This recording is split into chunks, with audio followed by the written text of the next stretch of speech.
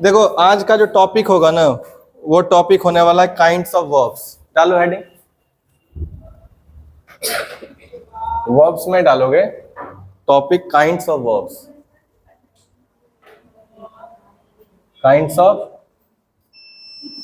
Verbs, kinds of verbs में अभी basically हम लोग डिस्कस करेंगे दो तरह का वर्ब्स।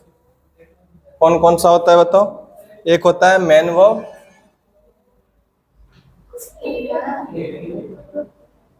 और एक होता है ऑक्सिलरी वर्ब।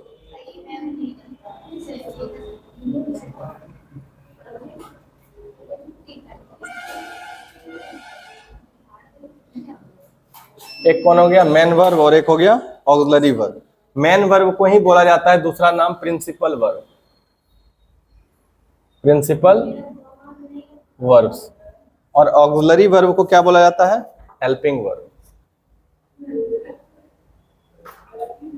Helping verb. जैसे देखो मेन वर्ब में सबको पता होगा एग्जांपल, इसका एग्जांपल क्या हो सकता है? ईट हो सकता है, गो हो सकता है, play, sleep, give, sleep, give, sing etcetera. ये सब एग्जांपल है किसका? मेन वर्ब्स का, जो एक्शन रिप्रेजेंट करता है। और दूसरा है हेल्पिंग वर्ब। हेल्पिंग वर्ब में आता है कौन कौन सा पता है? बताओ। मेन इसमें जो हेल्पिंग वर्ब है उसमें कौन कौन सा है? बी वर्ब, ठीक है, be, do, have, be, do, have, ये तीन है इंपॉर्टेंट। और इसके अलावा बहुत सारा जो मॉडल्स बोलते हो ना, कौन कौन? Can, may, could, should etcetera, ये सब किसका पार्ट है? मॉडल जितना भी आ रहा है वो सब क्या है? Auxiliary verb. इसका डिटेल करेंगे आगे, अभी तो सिर्फ जानना है ना हमको कि वर्ब कौन कौन सा वर्ब होता है।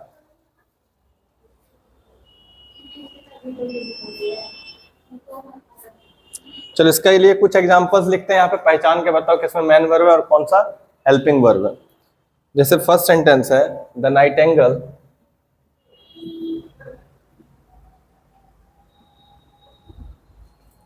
sings sweet song.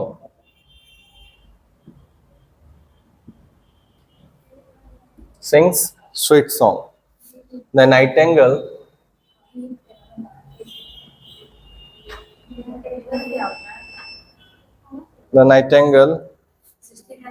is singing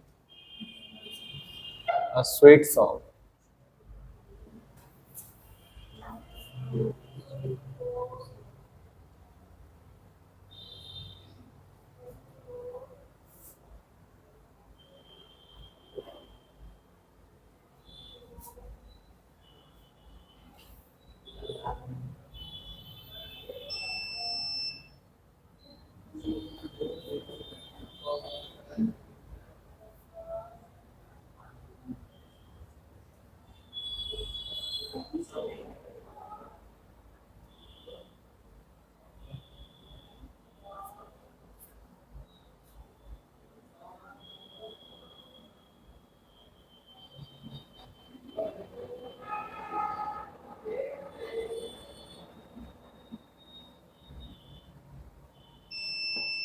इसको बनाओ तो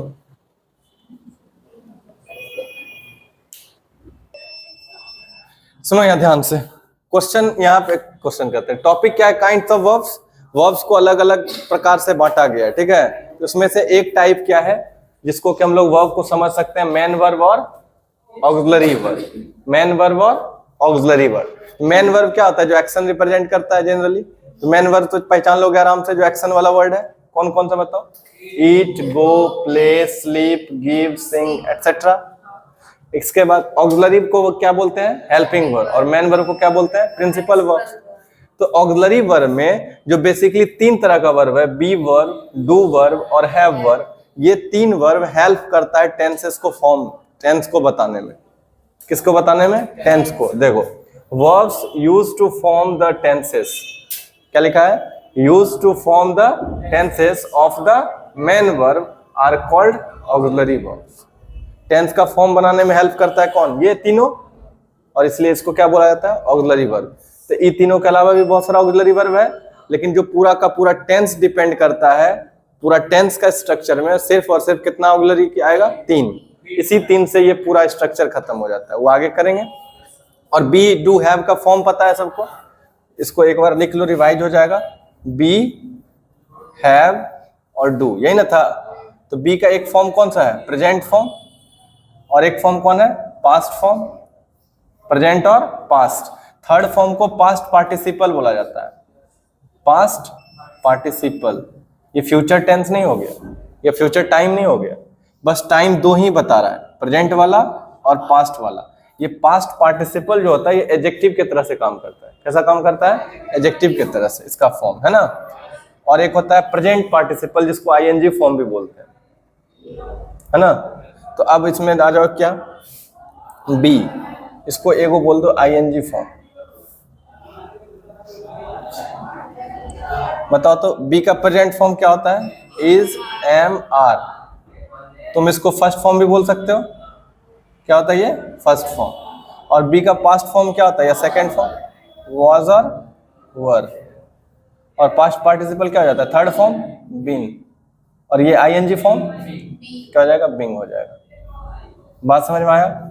यही सब यूज होगा इसमें टेंस में. और हैव का बताओ. हैव का प्रेजेंट फॉर्म क्या हो जाएगा? Has have. पास्ट फॉर्म क्या हो जाएगा? हैड. और पास्ट पार्टिसिपल भी क्या हो जाएगा? हैड. हैड ही होता है, हैज हैव नहीं होता है. हैड पास्ट ना आ गया. और इसमें क्या हो जाएगा? हैविंग. क्या हो जाएगा? हैविंग. समझ में आया? ये डू का प्रेजेंट में बताओ क्या आएगा? डू या डस. पास्ट क्या हो जाएगा? डिड. और पास्ट पार्टिसिपल डन. और आईएनजी फॉर्म क्या हो जाता है? डूइंग. समझ में आया? कोई दिक्कत? तो इसमें खास बात क्या है, कभी कभी सेंटेंस में जो ये तीनों वर्ब है ना, टेंस में ये तीनों आएगा किस तरह से? टेंस के स्ट्रक्चर में ये तीनों आएगा हेल्पिंग वर्ब की तरह से. किसके तरह से? लेकिन ये तीनों अपने आप में भी एक मेन वर्ब है. बात समझ में आया? तो लेकिन जब ये तीनों वर्ब अपने आप में मेन वर्ब होगा तब वो क्या टेंस में यूज नहीं होगा. लेकिन जब ये तीनों हेल्पिंग वर्ब की तरह से यूज होगा तब ये तीनों का फॉर्म किस में रहेगा? टेंस में रहेगा. और वहां पे उसको क्या बोलेंगे? Auxiliary verb. बात समझ में आया? आगे आ जाओ, यहाँ पे पढ़ो. The Nightingale. नाइटेंगल क्या होता है बताओ? बुलबुल नाम सुने हिंदी में? चिड़िया. उसको बुलबुल पक्षी का नाम है. The Nightingale sings sweet song, है ना. तो इसमें बताओ कि ये सिंग क्या है तुम्हारा? वर्ब है, मेन वर्ब है या हेल्पिंग वर्ब है? ये हो जाएगा मेन वर्ब. क्यों हो गया मेन वर्ब? क्योंकि हेल्पिंग वर्ब होता अगर टेंस में होता तो इसका फॉर्म आना चाहिए था बी और हैव और डू का. बी डू हैव का चाहिए था ना. ये आया नहीं आया, सिर्फ एक ही वर्ब है. ये क्या हो गया? Main verb. क्या हो गया? इसी को प्रिंसिपल वर्ब भी बोल सकते हो. दूसरा पढ़ो. The Nightingale is singing a sweet song. Is और सिंगिंग दो वर्ब है यहाँ पे. सिंगिंग है ना मेन वर्ब. सिंगिंग क्या हो जाएगा? Main verb. और इसको हेल्प कौन कर रहा है? इज. प्रेजेंट का फॉर्म बता रहा है. ये क्या हो जाएगा? ऑक्सिलरी वर्ब या हेल्पिंग वर्ब. क्या ये बात समझ में आया? मेन वर्ब और हेल्पिंग वर्ब. कोई दिक्कत? और चूंकि देखो आईएनजी अगर रहता है तो ये हो जाता है कंटिन्यूअस. आईएनजी है तो क्या हो गया? और कंटिन्यूअस में इज, एम, आर. तो प्रेजेंट बता रहा है तो ये स्ट्रक्चर किसका हो गया? Present continuous. बात समझ में आया? चलो लिखो.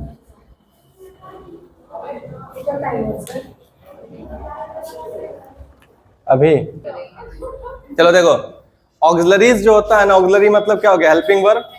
कितना है? 12. देखो कौन कौन सा ऑक्सिलरीज है. पहला एक कौन है? बी. दूसरा हैव. तीसरा काउंटिंग कर रहे हैं, गिन के दिखा रहे हैं, डू. चौथा क्या होगा? Can. 5 will, shall, must, ought to, need, dare और यूज टू. समझे? बेसिकली इतना ही ऑक्सिलरी पढ़ना है. गिन के देखो 12 होगा, है ना. तो ऑक्सिलरी मतलब ये होता है हेल्पिंग. ऑक्सिलरी मतलब, ऑक्सिलरी का मतलब हेल्पिंग, मतलब ये हेल्प करता है. और जब 3 गो वर्ब हेल्प करता है, कौन कौन? बी, हैव और डू. ये किस में चला जाता है?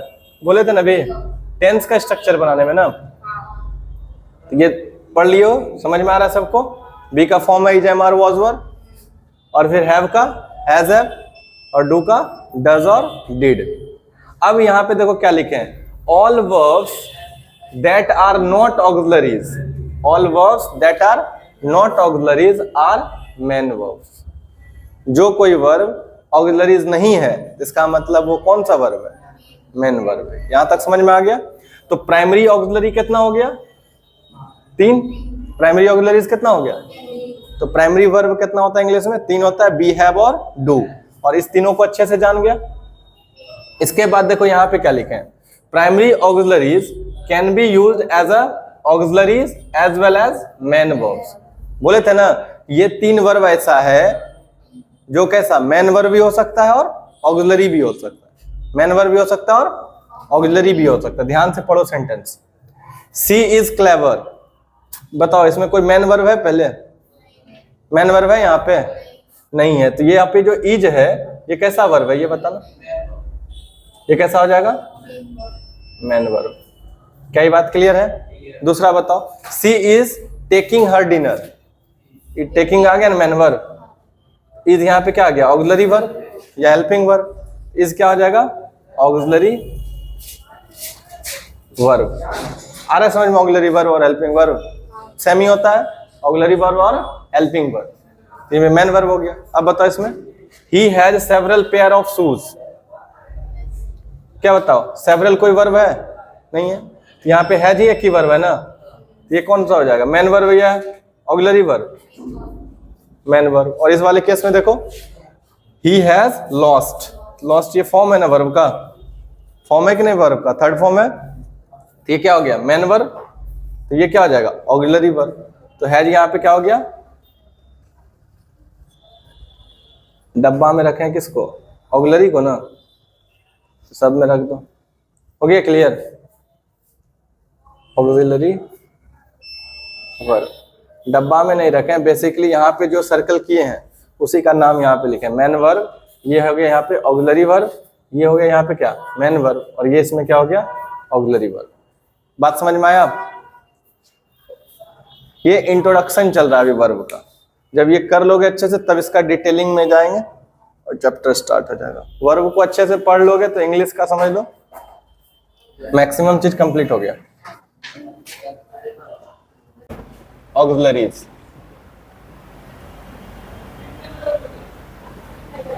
मॉडल ऑक्सिलरीज, ध्यान से देखो। अभी बेसिकली मोटा मोटा रफ आइडिया ले रहे हैं, नहीं होता है जैसे कि फिल्म चलता है तो उससे पहले क्या दिखाया जाता है, ट्रेलर। सेम समझ लो वर्ब का भी चल रहा है क्या, ट्रेलर। इसको धीरे धीरे फिर डीप में समझेंगे, सबको समझ में आया। तो मॉडल ऑक्सिलरीज में जब आओगे तो मॉडल ऑक्सिलरीज तुम लोग को भी याद होगा, मॉडल्स,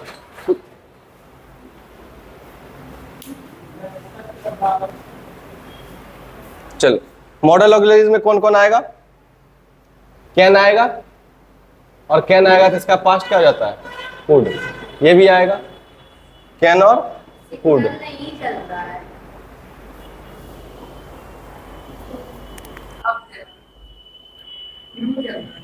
ओ देखो मॉडल ऑक्सिलरीज आज का टॉपिक है। मॉडल ऑक्सिलरीज में सबसे पहले क्या देखे, कौन कौन सा मॉडल ऑक्सिलरीज होता है, तो कैन आ जाएगा, कुड आ जाएगा, उसी तरह से क्या आ जाएगा, मे भी आ जाएगा, और मे का क्या आ जाएगा, माइट, है ना। ये पास्ट फॉर्म देख रहा है, और इसको डिटेल में पढ़ेंगे आगे। और क्या क्या होता है बताओ, विल का वुड हो जाता है, विल का वुड, और फिर क्या बचता है, सेल से दूसरा मॉडल ऑक्सिलरीज क्या बना है, शुड, और कुछ ऐसा।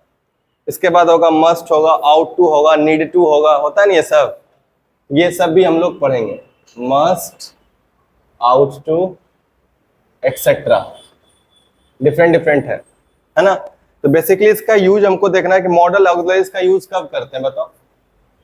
मॉडल ऑक्सिलरी से क्या यूज करते हैं, मॉडल ऑक्सिलरी यूज्ड विद, लिखते चलो, model auxiliaries used with main verbs. ये किसके साथ यूज होता है, मेन वर्ब्स के साथ। और मेन वर्ब समझ में आ गया ना तुम लोग को। तो model auxiliaries with are used with main verbs, और किस लिए, तो to express different moods, ideas, different moods और आइडियाज, अब डिफरेंट मूड और आइडियाज में जैसे क्या आ गया, लाइक परमिशन, क्या आ जाएगा, परमिशन, प्रोहिबिशन, ऑब्लिगेशन,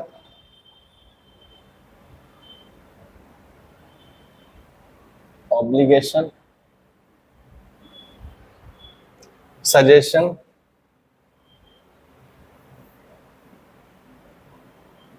एटसेट्रा। ये जो होता है कुछ कुछ क्या है, मूड को रिप्रेजेंट करता है।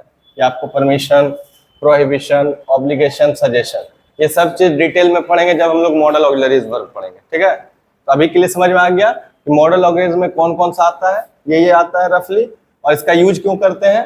ये यूज होता है किसके साथ, मेन वर्ब्स के साथ। किस लिए यूज होता है, तो टू एक्सप्रेस डिफरेंट मूड्स और आइडियाज। मूड्स और आइडियाज को रिप्रेजेंट करने के लिए मॉडल ऑक्सिलरी का यूज किया जाता है, जो हमेशा मेन वर्ब के साथ यूज होता है। क्लियर हो गया।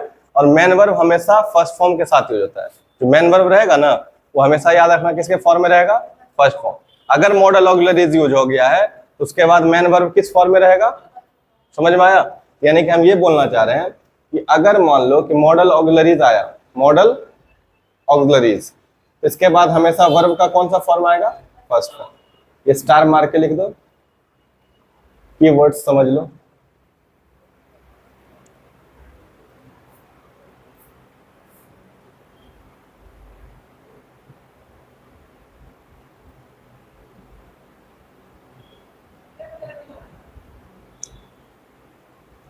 सब टीचर सब पढ़ाता है ना, तो बोल देगा कि देखो ये जो हम टेक्निक दिए ना, ये अपना नाम धर के इसका मंत्र बोल देता है कुछ कुछ टीचर। हम भी तब करने लगेंगे अब नहीं ऐसे करके कोई पढ़ाएगा, उसके बाद बोल देगा कि देखो ये हुआ फलना मंत्र, चिल्ला मंत्र, हमने करेंगे फलना चिल्ला। समझ गया, सीधा देखो। क्लियर हो गया ना, बता दिए, देखोगे जब आगे जाओगे ना, देखना कि वो करता है, जब देख लेगा कि अच्छा ये होता है तो ये होगा। आगे बढ़े, इसका एग्जाम्पल देख लेते हैं। इसको डिटेल में तो बाद में करेंगे, पहले एग्जाम्पल देख लो। You can leave early, you can leave early. अब यहाँ पे ध्यान से सुनो कि देखो यहाँ पे जो कैन है ये क्या है, मॉडल ऑक्सिलरीज हो गया। क्या हो गया, मॉडल ऑक्सिलरी। और मॉडल ऑक्सिलरीज को ही क्या बोलते थे, हेल्पिंग वर्ब।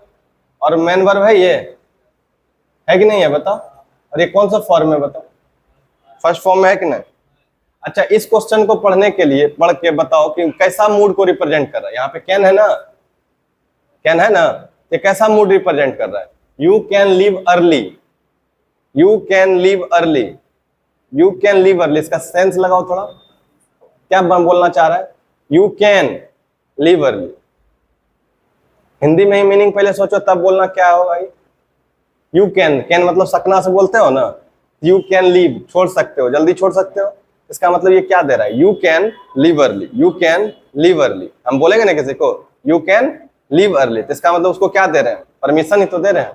क्या दे रहे हैं, यहाँ पे कैन कैसा मूड दिखा रहा है, क्या ये बात समझ में आया। इसको हम डिटेल में करेंगे, अभी बस थोड़ा हिंट दे रहे हैं। समझ में आ गया ना। नेक्स्ट करो, he should consult, he should consult his doctor, he should consult his doctor। अब बताओ क्या होगा, नहीं लग रहा है, ही बोल रहे हैं ना कि उसको क्या दोगे, सजेशन ही ना दिया जाता है कि डॉक्टर से मिलिए। क्या दिया जा रहा है, सजेशन। तो ये परमिशन कैसे पहचानते हैं, सजेशन क्या होता है, ये टोन के बेसिस पे डिफरेंशिएट होता है। किसके बेसिस पे, टोन। और टोन क्या होता है, साउंड, कि तुम कैसे बोल रहे हो वो मूड को रिफ्लेक्ट करता है। जब मॉडल्स पढ़ेंगे इसको बहुत डिटेल में लेके जाएंगे। अभी के लिए इतना समझ में आया कि मॉडल ऑक्सिलरीज में पहला कौन था, प्राइमरी ऑक्सिलरीज। और प्राइमरी ऑक्सिलरीज का यूज कहाँ करते थे, टेंस का। और टेंस में जो प्राइमरी ऑक्सिलरीज होता है वो टाइम बताने में हेल्प करता है। क्या बतलाने में काम करता है, नहीं समझ में आया। लेकिन यहाँ पे जो मॉडल ऑक्सिलरीज है वो क्या बतला रहा है, यहाँ पे मूड और आइडियाज। नहीं समझे। इससे पहले प्राइम ऑक्सिलरीज जो यूज करते थे, जैसे होता था I am writing a letter, I am writing a letter. देखो ये तो बता रहा है एक्शन, मेन वर्ब क्या बतला रहा है वहां पे, एक्शन जो रहा है दे रहा है, कंटिन्यू है। लेकिन ये जो एम था ये क्या था, बी वर्ब का फॉर्म था ना। और ये क्या था, प्राइमरी वर्ब में आता है ना।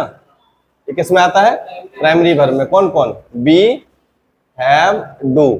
तो यहाँ पे जब ये टेंस में यूज होता है, टेंस का स्ट्रक्चर में यूज होता है, यहाँ पे m क्या दिखा रहा है, यहाँ पे टाइम, और कैसा टाइम है, प्रेजेंट का। कैसा टाइम है, प्रेजेंट का। और ing क्या बतला रहा है यहाँ पे, कंटिन्यूटी है, एक्शन कंटिन्यू है, एक्शन कंटिन्यू है, ये क्या हो गया, कंटिन्यूअस। बताओ ये कौन सा टेंस का स्ट्रक्चर हो गया, बन गया। रटना है कुछ, कुछ भी नहीं रटना होता, बात समझ में आया। लेकिन जब जैसे ही यहाँ पे आए मॉडल ऑक्सिलरी में, यहाँ पे एम भी क्या है तुम्हारा, हेल्पिंग वर्ब भी है, और ये क्या है तुम्हारा, मेन वर्ब भी है या नहीं है। और यहाँ भी आओ तो ये भी एक तरह से हेल्पिंग वर्ब हो गया, और ये भी मेन वर्ब। तो मेन वर्ब तो जो एक्शन के बारे में बता रहा है, बता ही रहा है, प्लस में यहाँ पे जो मॉडल ऑक्सिलरी, ये टाइम नहीं रिफ्लेक्ट कर रहा है, यहाँ पे मॉडल ऑक्सिलरी टाइम रिफ्लेक्ट, ये क्या रिफ्लेक्ट कर रहा है, मूड और आइडियाज। तो बेसिक अंतर समझ में आया दोनों में, प्राइमरी ऑक्सिलरीज क्या कर रहा है और मॉडल ऑक्सिलरीज क्या कर रहा है। यहां तक क्लियर है, लिख लो। देखो इसमें जैसे ई वाला चीज क्या है, इसमें भी कर सकते हो ना, बताना क्या होगा, he should consult a doctor. ये देखो यहाँ पे भी फर्स्ट फॉर्म है, यहाँ पे भी क्या है तुम्हारा, फर्स्ट फॉर्म है ना, और ये शुड क्या हो गया, मॉडल ऑक्सिलरीज हो गया, और ये कैसा मूड को दिखला रहा है, सजेशन। चलो थर्ड टाइप में आ जाओ। ऑक्सिलरी का थर्ड टाइप क्या है, सेमी मॉडल्स। पहला था primary models, primary model auxiliary था ना, दूसरा क्या था, मॉडल ऑक्सिलरीज, और तीसरा कौन आ गया, सेमी मॉडल्स। इसको तुम सेमी मॉडल ऑक्सिलरीज भी बोल सकते हो। इसमें याद रखना गिनती का 3 ही होता है। गिनती का कितना होता है, 3। एक होता है डेयर, और एक हुआ नीड, और एक होगा यूज टू, है ना। अब नाम सही लग रहा होगा तुमको, सेमी मॉडल्स क्यों बोला जा रहा है उसको।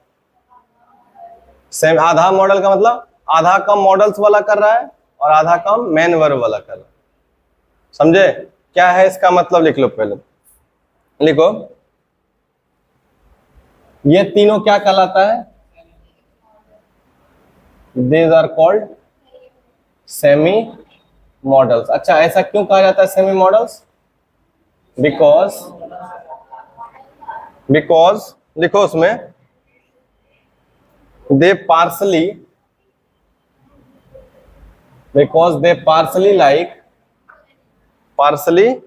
like a main verb and partially like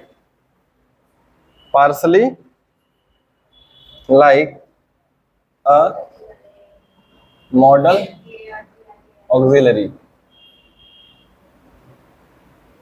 बात समझ में आया। सेमी मॉडल्स इसको इसलिए बोला जाता है क्योंकि ये पार्सली मतलब कभी कभी ये किस तरह से काम करता है, मेन वर्ब की तरह से, और कभी कभी ये कैसा काम करता है, मॉडल ऑक्सिलरी। पार्सली, पार्सली का मतलब पार्टली नहीं पढ़ा जाता है, इसको पार्सली पढ़ा जाता है। कौन, स्पेलिंग बोलो, स्पेलिंग। हाँ तो वही पार्सली है। हाँ क्या होता है,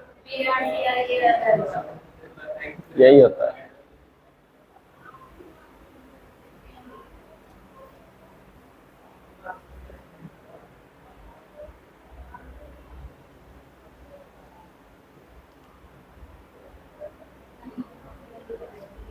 कभी एक यूज करता है कैसे, मेन वर्ब से, और कभी यूज करता है। चलो हम कुछ सेंटेंस देख रहे हैं, उसमें बताना कि ये वर्ब कब मेन वर्ब है और कब मॉडल ऑक्सिलरी। समझ में आया, पहचान लेगा।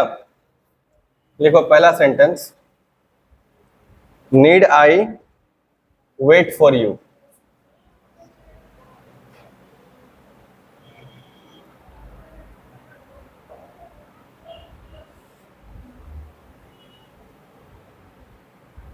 I don't need your help.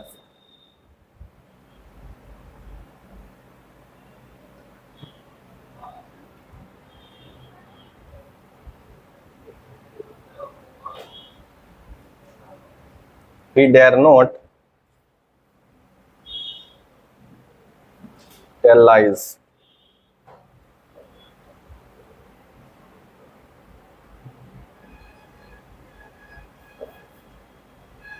Do you dare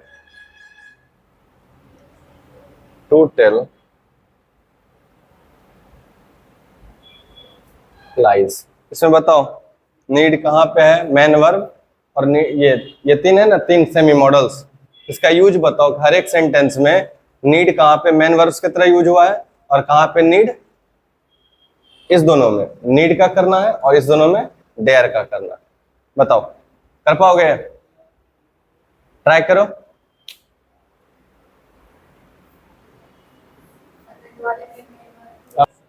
देखो सिंपल सा बात अभी कुछ बोले हैं, क्या बोले हैं कि मॉडल ऑक्सिलरीज के बाद, मॉडल ऑक्सिलरीज के बाद फर्स्ट फॉर्म वर्ब आता है। तो पहले तुम ध्यान से जानो कि प्राइमरी वर्ब और मॉडल ऑक्सिलरी, यही ना दो पढ़ा, प्राइमरी और मॉडल्स।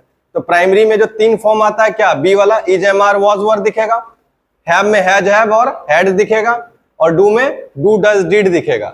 वे किस तरह से, हेल्पिंग वर्ब की तरह से। किस तरह से? तो सबसे पहला काम करो, आसान क्या है तुमको पहचाना, मेन वर्ब, उसमें एक्शन वर्ड पहचानना आसान है ना। तो पहला सेंटेंस में ढूंढो तो, need I wait for you. Wait लिख रहा है, लग रहा है कि नहीं लग रहा है? लग रहा है कि नहीं लग रहा है? वेट कैसा फॉर्म है? फर्स्ट फॉर्म में है, कोई दिक्कत? अगर ये फर्स्ट फॉर्म है, अब दूसरा चीज देखो, क्या कोई हेल्पिंग वर्ब है यहाँ पे? नहीं है यहाँ पे। आई हो गया सब्जेक्ट, आई क्या हो गया सब्जेक्ट, और नीड हो गया क्या है, हेल्पिंग वर्ब ना। इंट्रोगेटिव का स्ट्रक्चर हो गया ना ये, नहीं आ गया, helping verb plus subject plus first form. अब नीड यहाँ पे जब हेल्पिंग वर्ब हो गया तो इसको क्या बोल दोगे? मॉडल्स बोलेंगे ना। क्या बोलेंगे इसको? मॉडल्स। किन्हें बोलेंगे? और इसको यहाँ पे दूसरा वाला में देखो,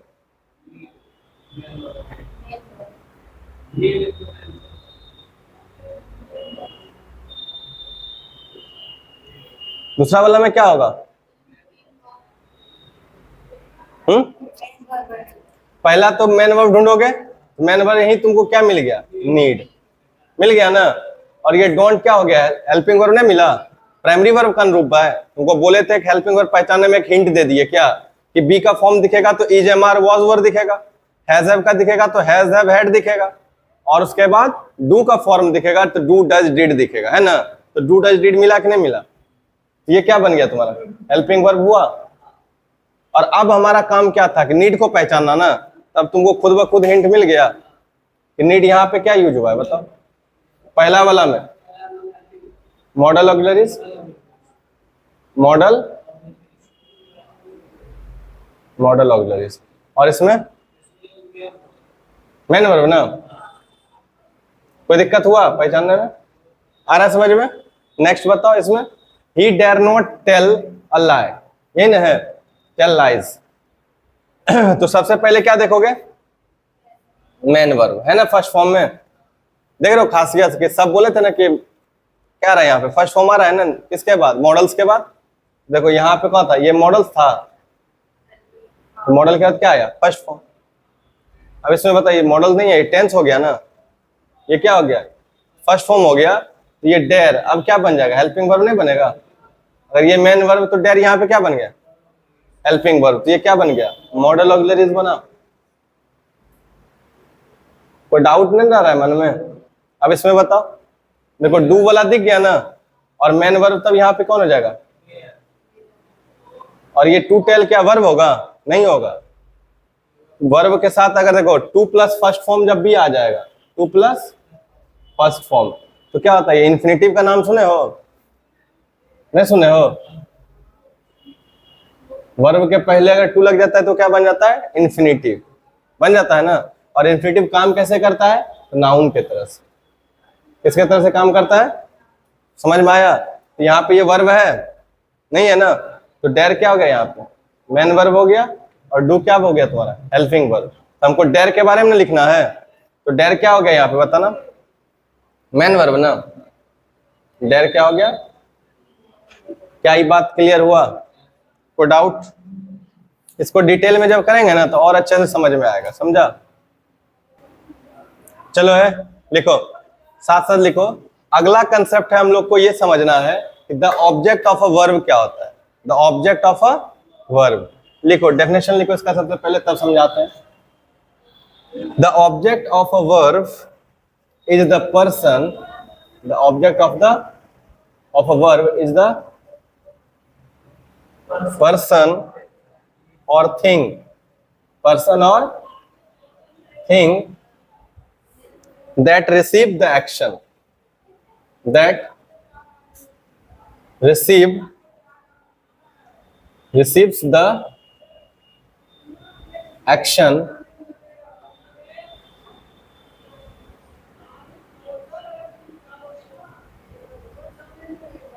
expressed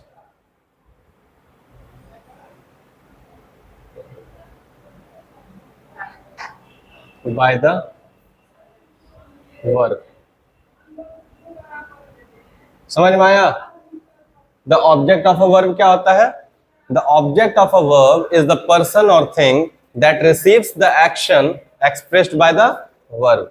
यानी कि शॉर्ट वे में बोल सकते हो रिसीवर ऑफ एन किसका एक्शन, क्या बोलेंगे इसको? Receiver of an action. Action को जो रिसीव करता है, जो एक्शन को रिसीव करता है, वो चाहे पर्सन हो चाहे थिंग हो, वो क्या कहलाएगा? Object of a verb. जिस भी एक्शन वर्ब, एक्शन किससे दिखाते हैं? वर्ब से। एक्शन किससे दिखाते हैं? और जो एक्शन को रिसीव करेगा वो क्या कहलाएगा? Object of the verb. क्या कहलाएगा? Object of the verb. यहां तक समझ में आया?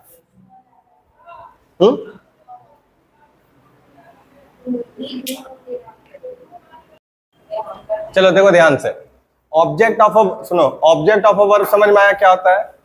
वर्ब रहेगा मेन वर्ब जो एक्शन को दिखा रहा है, वो एक्शन जो उस एक्शन को जो रिसीव कर रहा होगा उसको क्या बोलेंगे? ऑब्जेक्ट। और जो एक्शन को परफॉर्म कर रहा होगा इसको क्या बोलेंगे? चश्मों खोल देंगे पूरा। देखो हम क्या बोले यहाँ पे, ध्यान से सुने कि देखो हम क्या बोले, जैसे मान लो कि यहाँ पे वर्ब है, ध्यान से समझना, ये क्या है? वर्ब। कोई भी सेंटेंस में वर्ब देखोगे, वर्ब पे चले गए, और अगर इस वर्ब का देखोगे कि कर रहा है, कोई परफॉर्म कर रहा होगा ना एक्शन, वर्ब से क्या दिखाते हैं? एक्शन दिखा रहे हैं। और हम बात कर रहे हैं किसमें? जो वर्ब एक्शन दिखा रहा है उसका। किसका बात कर रहे हैं? जो वर्ब एक्शन दिखा रहा है उसका, वो वर्ब नहीं जो एक्शन नहीं दिखा रहा है। अगर वर्ब एक्शन दिखा रहा है, क्योंकि देखो यहाँ पे एक्शन का बात है, तो एक्शन को जो अगर रिसीव कर रहा है तो एक्शन को कर भी तो रहा होगा कोई। पहले बात को समझ में आया? अगर यहाँ पे एक्शन है तो उस एक्शन को करने वाला भी कोई ना कोई होगा, और तब ना इसको कोई रिसीव करने वाला भी होगा। तो जो एक्शन को करने वाला होता है उसको बोलते हैं सब्जेक्ट। एक्शन को जो करने वाला होता है उसको क्या बोलते हैं? तो क्या हम इसको बोल सकते हैं doer of an action? Doer of an, क्या ये बात क्लियर हुआ? डूअर ऑफ एन एक्शन क्या हो गया? क्लियर। अब इस एक्शन को जो रिसीव करेगा उसको क्या बोल दोगे? Receiver of an action. क्या बोल देंगे? Receiver of an action. और ग्रामर के टर्म में, उस लैंग्वेज के टर्म में उसको क्या बोलेंगे? ऑब्जेक्ट। बात समझ में आया? एक्शन को जो कर रहा है सब्जेक्ट, और एक्शन को जो रिसीव कर रहा है वो क्या बन गया? बात समझ में आया? तो ऑब्जेक्ट क्या हुआ? Receiver of an action. Receiver. क्या यहां तक बात समझ में आया? बोलो कोई दिक्कत यहां तक? ये हो गया डूअर ऑफ एन एक्शन और रिसीवर ऑफ एन एक्शन। अगर लेकिन यहाँ पे एक्शन नहीं होता तब इधर एक्शन को रिसीव करता तो ऑब्जेक्ट नहीं होता ये, और ये भी डूअर ऑफ एक्शन नहीं होता। बात क्लियर हुआ? समझ में आया यहां तक? लिखो तब इसमें यहां तक लिखो, तब कुछ और डिस्कस करते हैं इसमें।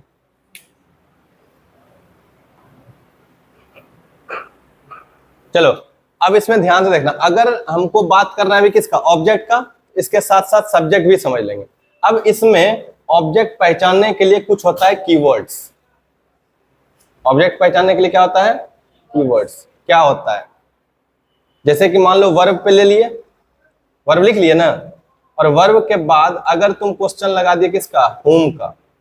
वर्ब के बाद किसका क्वेश्चन लगा दिए? तो ये हुम से कोई आंसर देगा वर्ड पे। वर्ब के बाद जो क्वेश्चन करेंगे तो ये हुम का कोई आंसर देगा ना, तो वो वर्ड क्या हो जाएगा? ऑब्जेक्ट। बात समझ में आया? अगर फिर से वर्ब पे गए, हुम का आंसर नहीं मिला, और ये मिला किससे? व्हाट से। किससे मिला आंसर? वो भी क्या हो जाएगा? ऑब्जेक्ट। क्या हो जाएगा? वर्ब अभी करके दिखाएंगे एक्सरसाइज में, अभी एग्जांपल्स लेंगे तब और क्लियर होगा अच्छे से। वर्ब के बाद अगर whom का आया तो भी ऑब्जेक्ट, वर्ब के बाद what आया तो भी ऑब्जेक्ट। तो बात आता है कब whom और कब what से करेंगे। तो वर्ब के बाद अगर लग रहा है तुमको लिविंग चीज है तो किससे करोगे? समझ में आया? लिविंग ऑब्जेक्ट है तो क्या लगाओगे? whom। और ये नॉन लिविंग रहेगा तो नॉन लिविंग। क्या ये बात समझ में आया?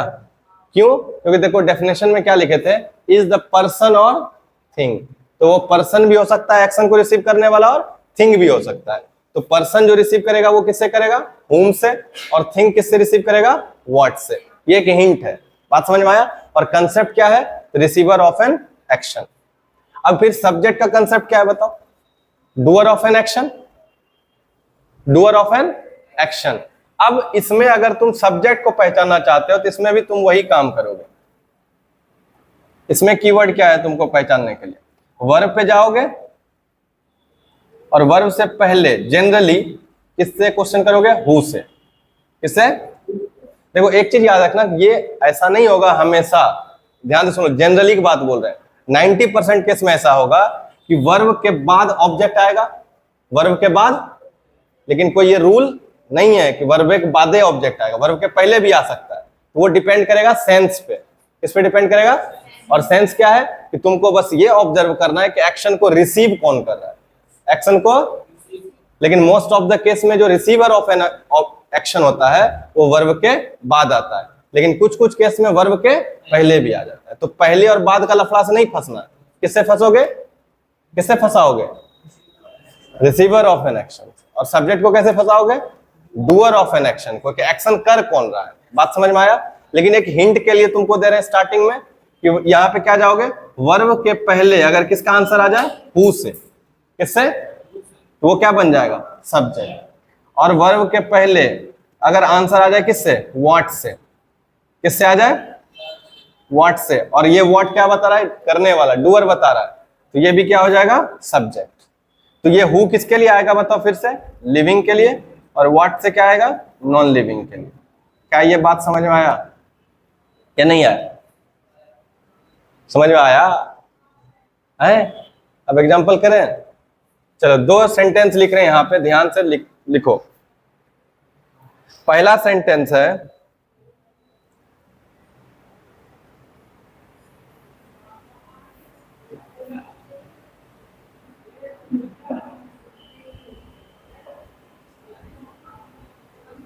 Raghav loves chocolates.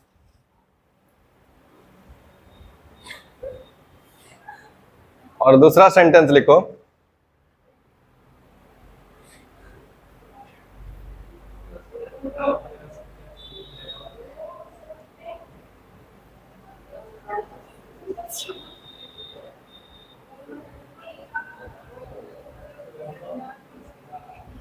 Rakesh loves me. लिखे? दांत तोड़ देंगे पढ़ाई को। अभी तुम बताओ, इसमें सब्जेक्ट और ऑब्जेक्ट बताओ। पहला सेंटेंस देखो ध्यान से, क्या है? Raghav loves chocolates. कोई सेंटेंस देख लिया। अब इसमें सबसे पहले कहां जाओगे? तो सबसे पहला काम होगा एक्शन पे देखना, यानी कि मेन वर्ब को ढूंढना। ढूंढो कौन सा है? लव्स है। इसमें कोई दिक्कत किसी को? चलो यहां पे पहुंच गए, ये हो गया वर्ब। अब देखेंगे लव के बाद वाला वर्ड ढूंढना है, तो इस वर्ड को ढक दो। अब पढ़ो क्वेश्चन, राघव लव्स। अब सोचो यहाँ पे जो चॉकलेट है क्या ये लिविंग है या नॉन लिविंग? तो व्हाट से करोगे आंसर? तो लिखो, क्या लिखोगे? Raghav loves what. Raghav loves what. ये किसका आंसर दिया? व्हाट से ना। ये किसका आंसर दिया? और वर्ब के बाद और व्हाट से जो आंसर देता है क्या ये ऑब्जेक्ट होता है? क्या होता है? Object of a verb. तो ये जो ऑब्जेक्ट है किसका है? ये ऑब्जेक्ट है इस वर्ब का। वर्ब इंपॉर्टेंट है समझना। ये ऑब्जेक्ट किसका है? लव्स का। क्लियर हो गया? अगर हमको सब्जेक्ट ढूंढना है तो क्या होगा? हाँ, इसमें लव पे जाएंगे, लेकिन जिस पे हमको देखना है, इसको हमको चेक करना है सब्जेक्ट है कि नहीं, यहाँ पे करेंगे, क्योंकि ये क्या है? लिविंग है ना। तो क्या करेंगे? Who loves chocolate. Who loves chocolate, तो ये क्या बन जाएगा, हु से आया आंसर, और वर्ब से पहले हु का आंसर जो देता है वो क्या बन जाता है। आया समझ में, कोई डाउट है? क्लियर हो गया, सब्जेक्ट वर्ब और ऑब्जेक्ट। नेक्स्ट बताओ, राकेश लव्स मी, क्या होगा,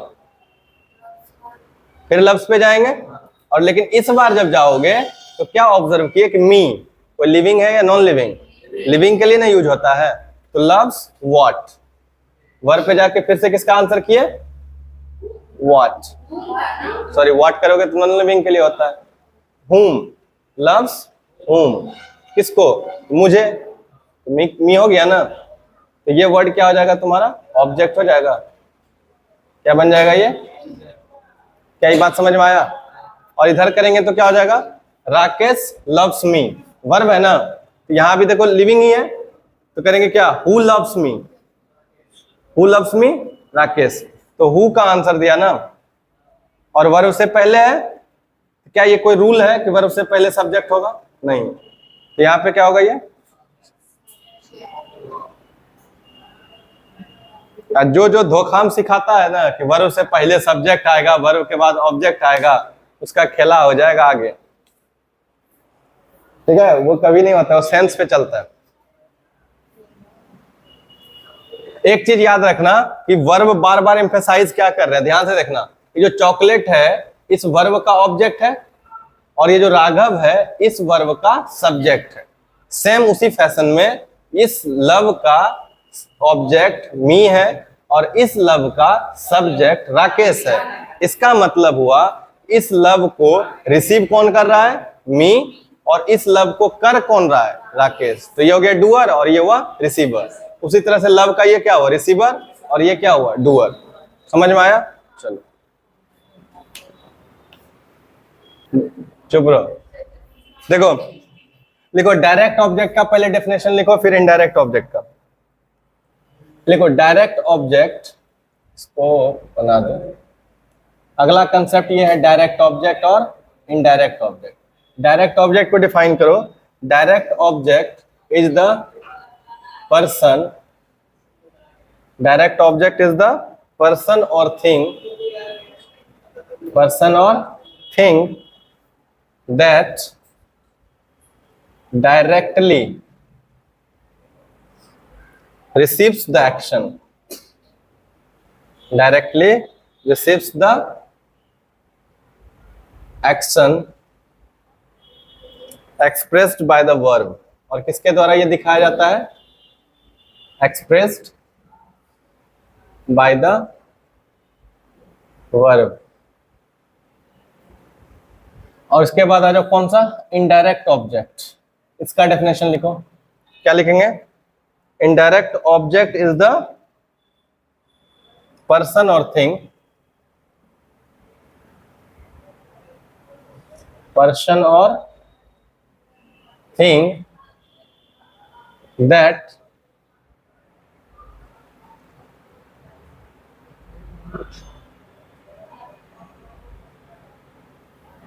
the person or thing that receives the direct object, that receives the direct object।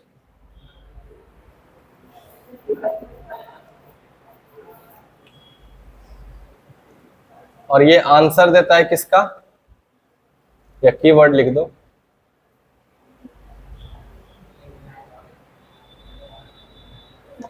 और जो कीवर्ड लिखाता है ना ये यूजुअली काम करता है, ये हमेशा के लिए मत याद रखना। यूजुअली मतलब कभी 90% केस में होता है। वर्ब प्लस व्हाट से, वर्ब प्लस व्हाट से।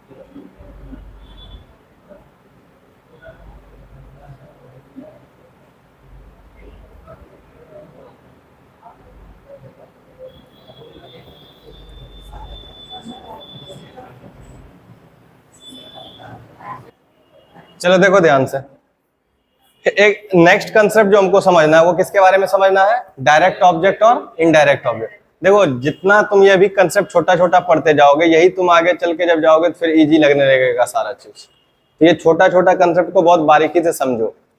डायरेक्ट ऑब्जेक्ट और इनडायरेक्ट ऑब्जेक्ट क्या करता है, देखो डायरेक्ट ऑब्जेक्ट में क्या लिखोगे, ऑब्जेक्ट जब पढ़े तो वो क्या करता है, रिसीव करता है पर्सन या थिंग का एक्शन को, और उसको दिखाते किसके थ्रू है, वर्ब के, है ना। यहाँ पे देखो क्या लिखा है डायरेक्ट ऑब्जेक्ट में, द पर्सन और thing directly receives the action, directly receives the action को दिखाते हैं किससे, वर्ब से, इसीलिए लिखे हैं expressed by the verb, the action expressed by the verb. Action को जो वर्ब से एक्सप्रेस किया गया है उस एक्शन को रिसीव करता है जो डायरेक्टली, उसी को बोलते हैं डायरेक्ट ऑब्जेक्ट। बात समझ में आया कि नहीं आया, क्लियर हुआ। अब डायरेक्टली कैसे पहचानोगे, तो वर्ब के बाद किसका आंसर आ जाएगा, व्हाट से, वो डायरेक्ट ऑब्जेक्ट हो जाएगा। वर्ब के बाद अगर व्हाट से आंसर आएगा तो क्या बन जाएगा, डायरेक्ट ऑब्जेक्ट। और जैसे ही तुम डायरेक्ट ऑब्जेक्ट पहचान लोगे तो उसके बाद देखो क्या लिखे हैं, who received the direct object. और डायरेक्ट ऑब्जेक्ट को जो रिसीव करता है, डायरेक्ट ऑब्जेक्ट को जो रिसीव करता है उसी को क्या बोलते हैं, इनडायरेक्ट ऑब्जेक्ट। बात समझ में आया। डायरेक्ट ऑब्जेक्ट को कौन रिसीव करता है, इनडायरेक्ट ऑब्जेक्ट। यानी कि इसको डिफाइन करें, द पर्सन और thing that receives the direct object, that receives the direct. तो डायरेक्ट ऑब्जेक्ट तो पहचानना आसान है, वर्ब पे गए व्हाट का आंसर कर दिए, वर्ब पे गए व्हाट का आंसर कर दिए, व्हाट का जो जो आंसर आएगा सब क्या हो जाएगा, डायरेक्ट ऑब्जेक्ट। पहला सेंटेंस पढ़ो तो, carry the baby on your shoulders, यही है ना। तो पहले वर्ब पकड़ो, कौन सा है, कैरी, है ना। कैरी व्हाट, कैरी के बाद क्या क्वेश्चन है, व्हाट, यहाँ पे व्हाट से ना है आंसर, तो क्या हो गया ये बताओ, डायरेक्ट ऑब्जेक्ट हुआ या नहीं हुआ, किसका डायरेक्ट ऑब्जेक्ट हुआ, वर्ब का। कौन सा वर्ब का, कैरी का। तो ये जो ऑब्जेक्ट हुआ वो इस वर्ब का ऑब्जेक्ट हुआ। बात समझ में आया, ये ऑब्जेक्ट किसका हुआ, वर्ब का, कैरी का। क्लियर हुआ। नेक्स्ट सेंटेंस देखो, सृष्टि टीचर्स कथक, है ना। तो यहां सबसे पहले टीचर्स आ गया वर्ब, और ये एक्शन वाला वर्ब है, तो देखेंगे ना कि यहाँ पे आ गए, और इसको देखोगे कि हु टीचर्स, एक्शन कौन कर रहा है, सृष्टि, ये बन जाएगा सब्जेक्ट। ये क्या बन जाएगा, जो एक्शन परफॉर्म कर रहा है, और एक्शन को रिसीव कौन कर रहा है, टीचर्स व्हाट, टीचर्स व्हाट का आंसर है तो ऑब्जेक्ट हुआ। अब ऑब्जेक्ट में भी कैसा, व्हाट का जो आंसर देता है वो ऑब्जेक्ट कैसा होता है, डायरेक्ट ऑब्जेक्ट। व्हाट का जो आंसर देता है वो कैसा होता है, डायरेक्ट ऑब्जेक्ट। तो कथक कैसा ऑब्जेक्ट हो जाएगा, क्या ये बात समझ में आया, नहीं समझा रहे, कोई दिक्कत। अब next, he gave me a camera, he gave me a, फिर जाओगे गेव पे, तो कौन दे रहा है, एक्शन कौन कर रहा है, ही क्या बन जाएगा, सब्जेक्ट। गेव हो गया वर्ब, गेव व्हाट, क्या दिया, व्हाट का आंसर कौन दिया, ये व्हाट से ना आया, तो गेव के बाद व्हाट से जो आंसर आता है वो क्या बन जाता है, डायरेक्ट ऑब्जेक्ट बनता है। ये क्या बन गया, डायरेक्ट ऑब्जेक्ट हो गया। अब यहां पे जो डायरेक्ट ऑब्जेक्ट मिला इसको पढ़ो, हु रिसीव्स अ कैमरा, क्योंकि इसको रिसीव करेगा, तो कौन रिसीव करेगा, who receives a camera, me, who receives a camera. तो इस ऑब्जेक्ट का भी एक ऑब्जेक्ट है, डायरेक्ट ऑब्जेक्ट को जो रिसीव करता है उस ऑब्जेक्ट को क्या बोलते हैं, क्या ये बात समझ में आया, कोई कष्ट। नेक्स्ट पढ़ो, ही टीचर्स अस इंग्लिश, है ना, ही टीचर्स, ये हो गया वर्ब, और ये क्या हो गया, subject. He teachers what, he teachers what, English कैसा बन गया, डायरेक्ट ऑब्जेक्ट हो गया। अब हु रिसीव, यानी कि इस ऑब्जेक्ट को रिसीव कौन कर रहा है, डायरेक्ट ऑब्जेक्ट को, ये क्या बन जाएगा, हो गया, कोई कष्ट।